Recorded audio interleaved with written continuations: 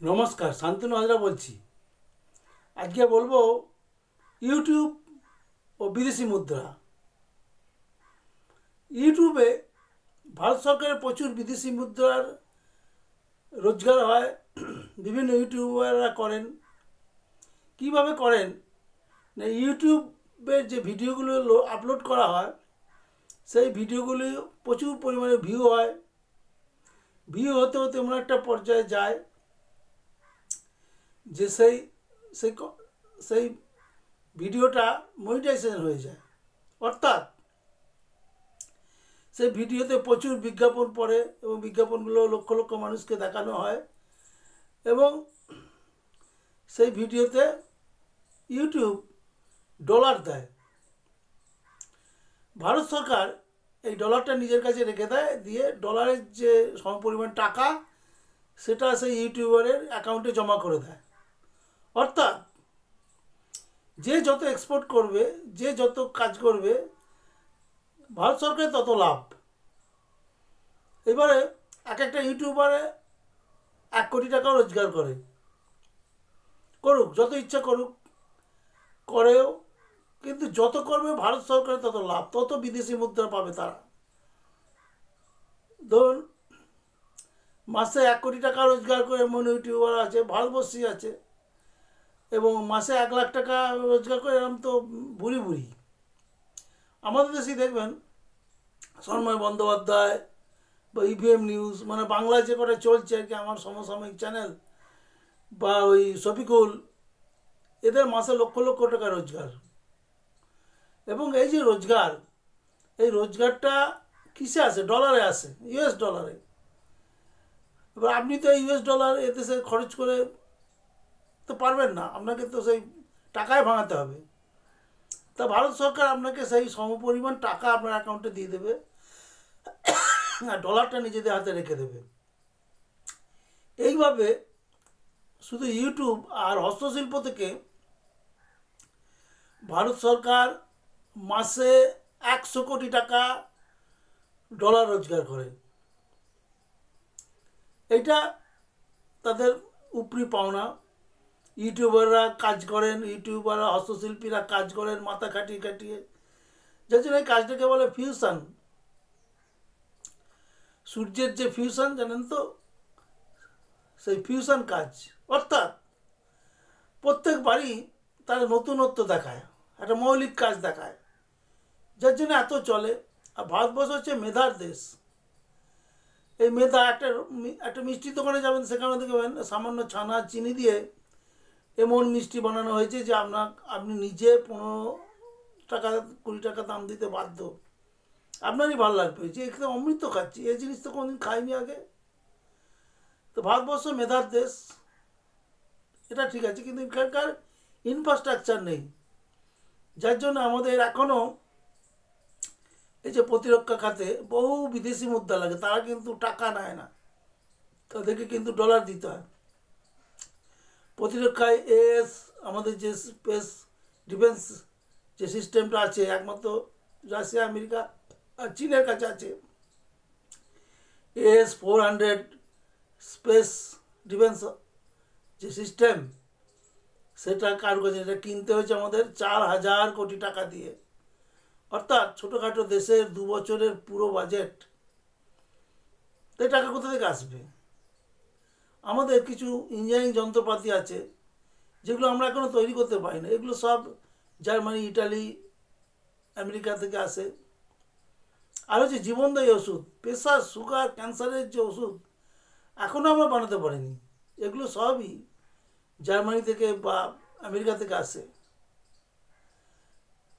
যন্ত্রাংশের কথা বলতে হবে না, জাপানের কথা সবাই জানেন। ওই জিনিস, ওই লেন্স আমরা বানাতে কোনোদিনই পারবো না, যেটা জাপান বানায়। এবং জাপান কড়াই গন্ডা ইউএস ডলার গুনে নেয়। ধরুন আমাদের যে পেডিয়াট্রিক ড্রোন, ফ্রান্সের কাছে আমরা ড্রোন কিনি, আমরা মিরাজ কিনি, আমরা নানান যুদ্ধ অস্ত্র কিনি। হ্যাঁ, কিছুদিন আগে এই যুদ্ধ অস্ত্র কিনে নিয়ে আমাদের প্রধানমন্ত্রীকেও অনেকে কাঠগড়ায় দাঁড় করিয়েছিল। তাই সে সমস্ত অত্যাধুনিক, গোটা বিশ্ব জানে না সেই সমস্ত তার মারণ ক্ষমতা। রাফায়েল বিমান, যেটা ফ্রান্সের কাছে কিনতে হয়েছে, কোটি কোটি টাকা দিয়ে কিনতে হয়েছে। রাফায়েলের সঙ্গে পেডিয়াট্রিক ড্রোন কিনেছে, যেগুলো প্রায় রাফায়েল বিমানের সমান দাম। গোটা 40 গোটা 30 অ্যাকচুয়াল সংখ্যাটা বলতে পারছি না, 28-29টা হবে পেডিয়াট্রিক ড্রোন। এরা এরা পরপর 2 থেকে 3 দিন এরা মহাকাশে বিচরণ করতে পারে এবং পুরো পুরো রিমোট কন্ট্রোলে চলে। তার মধ্যে বোম রাখা থাকে যেখানে, এবং মানুষ ছাড়া, মানুষের দরকার হয় না, কোনো এররও নেই। আপনি আপনার নিজের বিজ্ঞানীরা নিজেদের ঘরের কন্ট্রোল রুম বানিয়ে সেখানে ছবি দেখে দেখে, বিশ্বের ছবি দেখে দেখে তারা সেগুলো প্রয়োগ করবে প্রয়োজন হলে। এই জিনিস আমরা বানাতে পারি না, আমাদের বলো না, আমাদের ইনফ্রাস্ট্রাকচার নেই। হয়তো রাফায়েল বিমানের যেখানে কারখানা, অথবা জাপানের যেখানে ফুজিয়ামা লেন্স তৈরি কারখানা, বা AS-400 যেখানে স্পেস ডিফেন্স, অথবা জার্মানির যেখানে অত্যাধুনিক ওষুধ, ছাগলের ইনসুলিন থেকে মানুষের উপযোগী ইনসুলিন তৈরি করা, সেখানে বাঙালি বিজ্ঞানীরা কাজ করছেন, ভারতীয় বিজ্ঞানীরা কাজ করছেন। কিন্তু এখানে সেই সেই ইনফ্রাস্ট্রাকচার নেই, পরিকাঠামো নেই।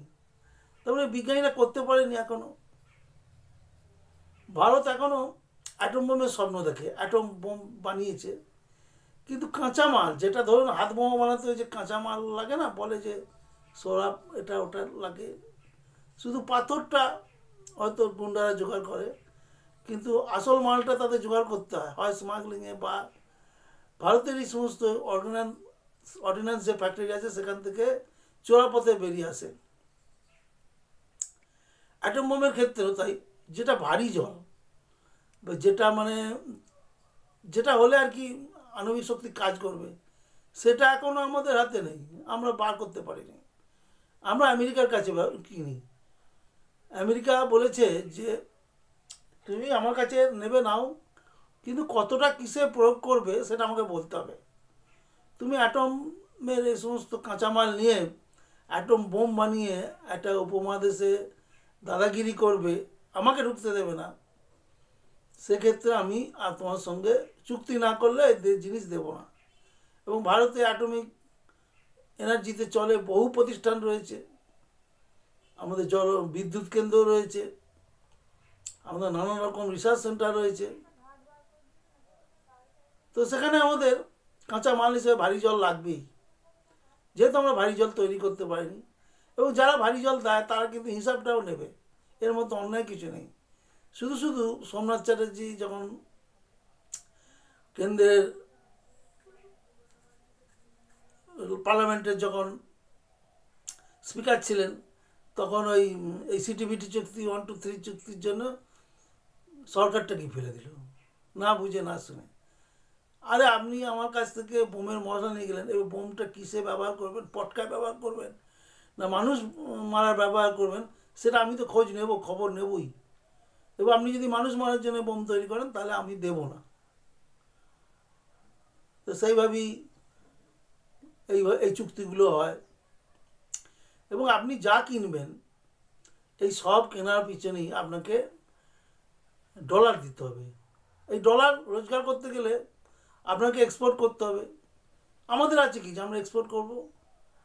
চা পাটের দিন শেষ, সে কবে সোনালি অতীত ছিল আমাদের, যে পাট গোটা বিশ্বের মধ্যে আমরা 100টা ফ্যাক্টরিতে পাটজাত জিনিস তৈরি করতাম, এবং গোটা বিশ্বে এগুলো আমরা বিক্রি করতাম, এবং কোটি কোটি টাকা ডলার আসতো, টাকা ডলার আসতো।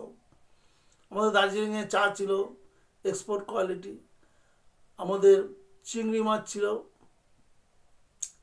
এগুলো সব কিছু অসাধু ব্যবসায়ীর ফোরেগিরিতে এই সমস্ত লাইনগুলো আমাদের সব নষ্ট হয়ে গেছে।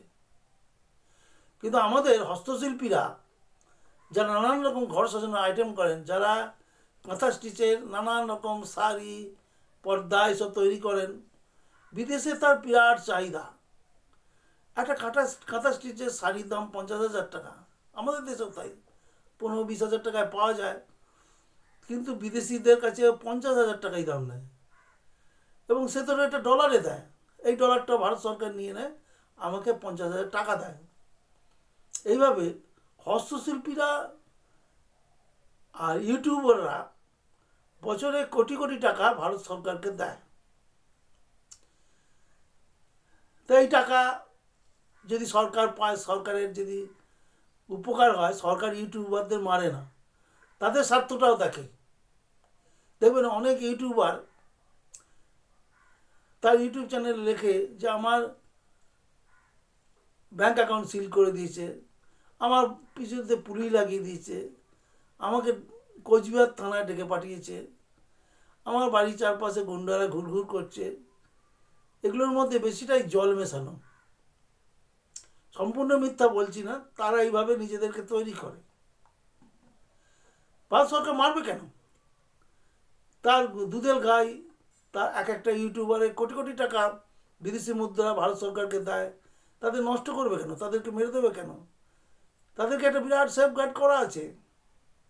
এছাড়া ইউটিউবারদের নিজস্ব সিন্ডিকেট আছে, ইউনিয়ন আছে, সেখানে কেউ কিছু। হ্যাঁ, তবে আপনি যদি ইউটিউবের মাধ্যমে অশ্লীলতা দেখান, আপনি যদি আজে বাজে যেগুলো গ্রহণযোগ্য নয় সেগুলো দেখান, তাহলে মানুষ হয়তো 1-2 দিন দেখবে, তারপর আর দেখবে না। তবে এক্ষেত্রে আপনি আইনি মার পাশে পড়বেন।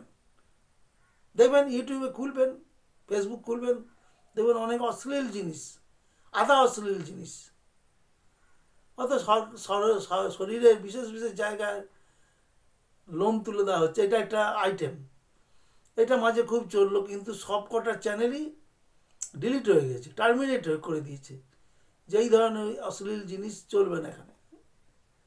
সেই জন্যে সুস্থ সৎ কালচারাল জিনিস যদি আপনি ইউটিউবে ফেসবুকে আপলোড করতে পারেন, ইউটিউব আপনাকে সাহায্য করবে, আপনি রোজগারও করতে পারবেন, যেটা সবাই করে।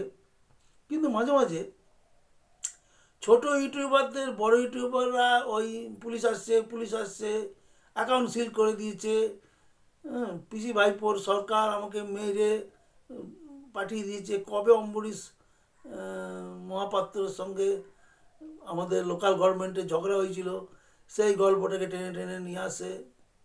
তাতে হয় কি, যারা ছোট ইউটিউবার, ছোট আপলোডকারী, তারা কিন্তু ভয় পেয়ে যায়, তারা নিজেদেরকে গুটিয়ে নেয়। এটা একটা মেধা শিল্প। আপনি যদি আপনার মেধা দেখাতে পারেন, আপনিও সফল হবেন, আপনিও মাসে লক্ষ কোটি টাকা রোজগার করতে পারবেন, যেটা করে ধ্রুব রাঠি করে। অত বড় ইউটিউবার বিশ্বেই নেই। একটা সামান্য একটা টেলিফোনের মধ্যে আপনি দুটো আগম বাগম বক্তৃতা দিলেন, মানুষ দেখছে, মানুষ 1বার 2বার 3বার দেখছে, বিজ্ঞাপনগুলো কোটি কোটিভাবে চলছে, মিলিয়নস ভিউ হচ্ছে, তারাও মিলিয়নস ডলার পাচ্ছে। ধ্রুবরাটি তখন জার্মানিতে থাকে, ভারত সরকারকেও তো ডলারগুলো দেয় না। তো ভারত যারা সরকারকে সবাই ঠকায়, এবং সরকারের নামে বদনাম না করলে তাদের চ্যানেল চলে না, যে সরকারের নামে বদনামও করে। তা আমাদের এই মমতা ব্যানার্জি বলুন, নীতিশ কুমার বলুন, সিদ্ধারামাইয়া বলুন, চন্দ্রবাবু নাইডু বলুন, বা কত মুখ্যমন্ত্রী মন্ত্রী আছে যারা আইন প্রণেতা, যারা দেশের ভালোবাসাতে দেশকে ভালোবেসে তারা তাদের জীবন উৎসর্গ করে দিয়েছে, তারা চাইবে না কোনো ইউটিউবার মরুক, খতম হয়ে যাক, ভয় পাক, সরে যাক, এবং তার যে রাজস্ব, তার যে ডলার, সেই ডলারটা থেকে ভারত সরকার বঞ্চিত। কিন্তু কিছু বড় ইউটিউবারের মতবাদ হচ্ছে কি, তার তো নিজেরটা হয়ে গেল, সে তো নিজে প্রচুর টাকা রোজগার করে নিল, বাকি ইউটিউবাররা ভয়ে মরুক। আজ অবধি দেখলাম না কোনো ইউটিউবারকে অন্যায়ভাবে বা কোনো, দেখুন, সমালোচনা মজার কথা, ট্রোল করতে গেলে কখনো কখনো সীমা ছাড়ায়। সেক্ষেত্রে হয়তো কোনো লোকাল নেতা, লোকাল দাদা আপনাকে চমকাতে পারে, কিন্তু সরকার চমকায় না। এটা খানিকটা অতিরঞ্জিত করে বলা, যাতে বাকি ইউটিউবাররা ভয় পায়, তারা যেন কাজ ছেড়ে দেয়। ধন্যবাদ।